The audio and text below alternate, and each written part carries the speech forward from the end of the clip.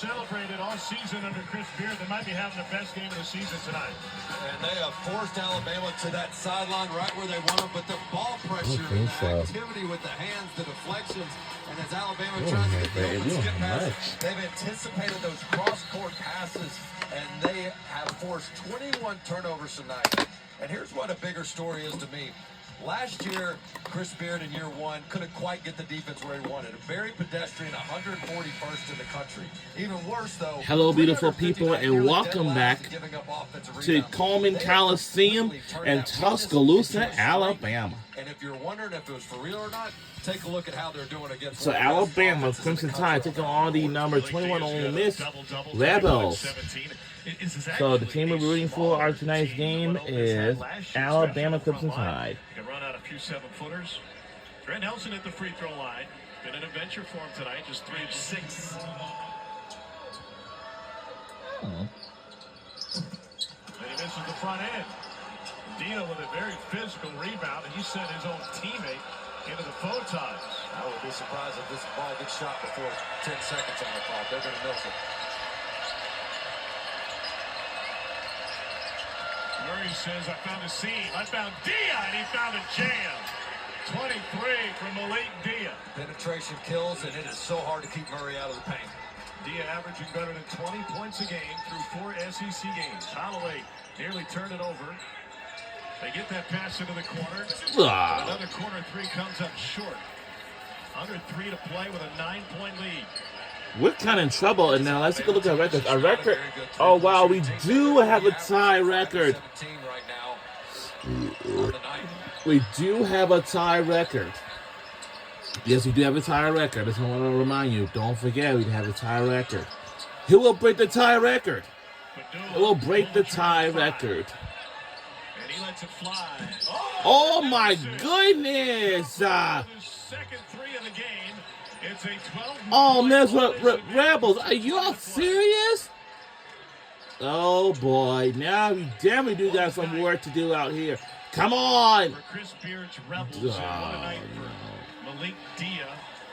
You can throw Sean Padula, the transfer from Virginia Tech, into the fun. I'm sure that our fans will not making their way to the exits. You milk the clock way down, and you make Alabama try to guard for that long, and then Murray on the other end, just a little pick and roll. 2 guys having to stay on the ball. He draws 3 defenders, and he jumps in the air. And a lot of coaches say, don't jump to pass. But if you're a point guard that knows what he's doing, and if you can get the defense to jump with you, and you got a plan, so be it. Great job by Murray. Mark Sears has earned another. By the way, nugget on Malik Dia, the first. We need 20 and 15 against a top 11 points or 10 points to catch up. Keith Carter. We need to do something about it. Total against number 18 Temple at 97. Sears knocks down them both. 10-point game.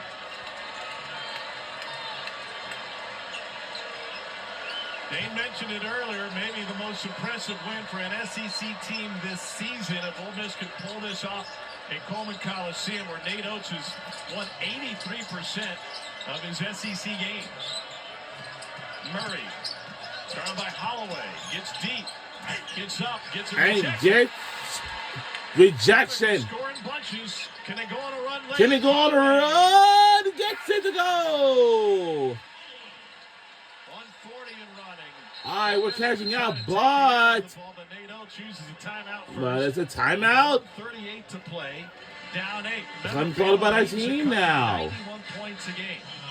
Well, really good job by Holloway. One of the few transition opportunities Alabama's had, because the way Ole Miss has been able to score recently, but pushes it up, and nobody able to stop ball because the point guard Murray was the one that got his shot blocked. And good job by Holloway putting his head down to the basket, timeout, so you can get in there. And, you know, the other challenge, too, Ole Miss is one of the best in the country at taking care of the basketball. I mean, they are 5th best when it comes to valuing possessions, only turn it over 13% of the time, just 7 on the night. So this is a team that's really cautious. Here at the University of Alabama, we have our own arenas, and we also have our own baseball stadium, softball stadium, soccer stadium, and also we have our own football stadium. Top 5 road win, and it's an 8-point lead for the Rebels Auburn is rolling Mississippi We are on State tonight, so the winner of ESPNU this for will this tonight's be game, one of and we only also two on remaining SEC undefeated on with Auburn at the top of ESPN. the SEC standings. This is an Ole Miss program that is only 3-48 all time against SEC. top 4 opponents. And they have a chance to send a message. We had a wild weekend of college basketball. Number 1, number 2, and number 3 all very nearly went down. But what was the difference for the favorites in those games, Dane? The underdogs had a hard time finishing the game, whether that was from the free throw line or turnovers. That's a great point, because you're playing with nothing to lose when you're on the road, you're the underdog, but then all of a sudden you got something to lose in the final couple minutes, and you got to be able to take care of the ball like we talked about, and most importantly, knock down free throws. Ole Miss hasn't started 4-0 in the SEC since Marshall Henderson was antagonizing fans throughout the entire country. They won the SEC tournament that year. It was 2012-2013.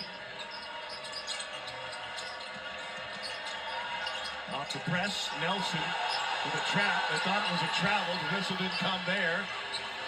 And the Rebels will break the press and get it in the hands of Murray. They want him to push up against the midcourt line. Nate Oates is 2 steps onto the floor. 1:20 to play. 10 on the shot clock. Rebels going to have to work to get a clean look. 5 on the shot clock. Off the back of the rim, Stevenson the rebound. Down 8, 1:08 to play. Open 3, transition, no. Rebound, foul by Young. Yes, to go! We're back within 6 points ahead! And a stoppage. Ole Miss will get the timeout. It looks like there's a clock malfunction. The clock now reads 55, and Chuck Jones caught it immediately. It was pointed over the scorer's table. They're going to take another look and probably put 6 seconds back on the clock. Well, not bad looks on one end by Ole Miss. The issue is right now, Tom, the past 2 times that Alabama's had fast break opportunities, who shut the ball for Ole Miss? It's been Murray. Yeah. It's your point guard going in. So if your point guard goes in for the layup, then somebody else has to be back. They're so accustomed to Murray being back that everybody is underneath the basket, and their transition defense has really broken down on 2 critical possessions. Take a look at the clock, lower left hand of the screen. Basket is good when it clears the net. That's 1:02.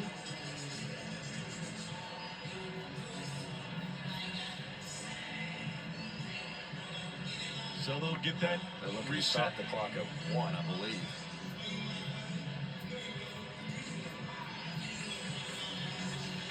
So we've had a little bit of drama tonight, huh? Well, it gives Alabama an opportunity to set up more pressure.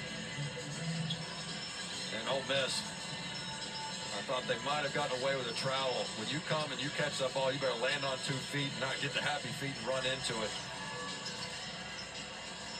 But I'll be really curious right now for Alabama. I think you continue to play maybe one more possession out, try to get a steal. But at some point, as this clock winds down, I think After further review, the clock continued to run. By rule, we had put it back to 59 seconds. And if once this ball gets past half court, I think you got to consider fouling. And right now, they've got to look at who is on the court for Ole Miss. And when they get the ball, who do you foul?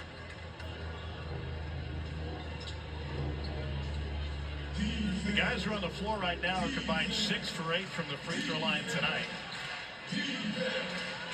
If I'm Alabama, though, if Barnes gets the ball, pretty good shooter, 15 of 22 on the year, but has not attempted a shot all game. And Brakefield gets fouled by Nelson. 71% of the season. That is the 3rd on Grant Nelson. 56 seconds left in regulation. The Tide has scored the last 6 in this game. Now, obviously, a dead ball, can't run, of course. Still one more foul before the bonus. David Barnes will inbound it. Going to try to chase down Murray, who's an 87% free throw shooter. Murray gets rid of it. They can't stop the clock just yet. Now Nelson has to commit his 4th.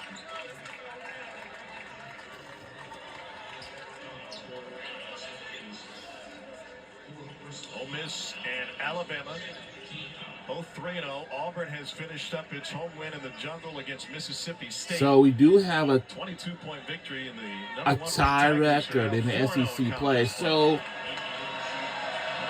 these two teams will join them there at the top of the SEC.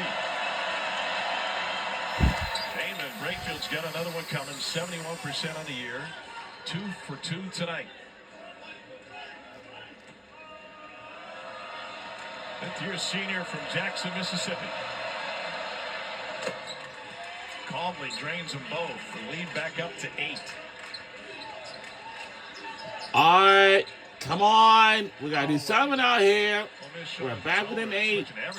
And able to draw the foul on Drake Davis. And this just kind of switched things up on him. And they denied Mark Shears that entire possession. And coming up next, after we done here, we will tune it in for Florida Gators versus Missouri Tigers. But 8-point deficit, 40 to go. This is going to be. Now, if you want to watch the Florida versus Missouri, you can watch it. It's streaming now live on the ESPN app. The SEC's had so far this season. To come into this building and hold the nation's best offense to 60 points, Alabama is in the midst of a school record 53 consecutive games where they've scored 70 points or more. Well, it's been since January of 23 that they've been held below 70. And I thought the first few minutes of the second half was huge. That was a chance for Alabama to extend their lead, get their offense going, and instead they turned it over time and time again, and Ole Miss capitalized on those. And Alabama now just 25 points in the second half. I've not seen a box where they've scored less than 31 and a half all season long. Another one coming for Holloway. Perfect from the free throw line tonight. He's got a baker's dozen, under 40 seconds to play. Phylon re-enters for Bama. We're trailing by 6. We need 6 points to tie and 7 points to take the lead and take the win. In an SEC that is absolutely loaded top to bottom, sometimes it's hard for a team to grab the spotlight when you've got the drama at Kentucky and at Arkansas, the great play at Auburn, the great play here all throughout this league. And now Chris Beard's team is going to start to Can we win against Ole Miss by 7 points or what? All right, who can win the SEC? Alabama, Florida, Kentucky, Tennessee. And now all of a sudden you got to start saying, you know what? Maybe the Rebels can't. And with a 4-0 start, how could you leave them out? And what Chris Beard is doing, again, just year 2 with the turnaround they've had defensively from last year. And we are live from the Coleman Coliseum in Tuscaloosa, Alabama. This is a big campus, but we do have a team that it could have a rivalry with us, just like Auburn, like usually for the Iron Bowl. And now we have my favorite famous team is Georgia Bulldogs. That's the biggest game. It's just like football. And for football, that's a big one. Big game. Biggest game needs a primetime game or something. Get through. I got to compliment Brakefield. Inbounding the ball into those pressure situations, you need to have one of your better passers doing it, but also a guy that can make free throws. You usually have your worst free throw shooter doing it, but instead they've got a good passer, and then as soon as he inbounds it, they're throwing it right back to him, and he's 5 of 5 from the line tonight. Oh, Jay. That's one other thing that Ole Miss has done, throwing a curveball at Alabama under a minute to play, is when they first threw out the zone. Alabama has only faced 34 possessions of zone tonight. Now, it doesn't always seem like a true zone because they match up so well and they switch everything, but it's thrown off Alabama's rhythm trying to find a late bucket. Yeah, it's been a lot harder to deal with the switches, and on the offensive end, the balanced scoring. There's 5 guys in double figures. Yes, Malik Diaz has been the best player on the court, but he's had plenty of help. 3. Youngblood, quick release. Long rebound comes down to Jalen Murray. He's fouled with 18.7 left.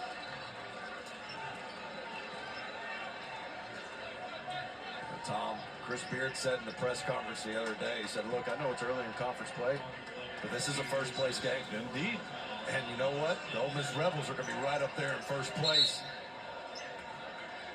barring a collapse in the final 19 seconds.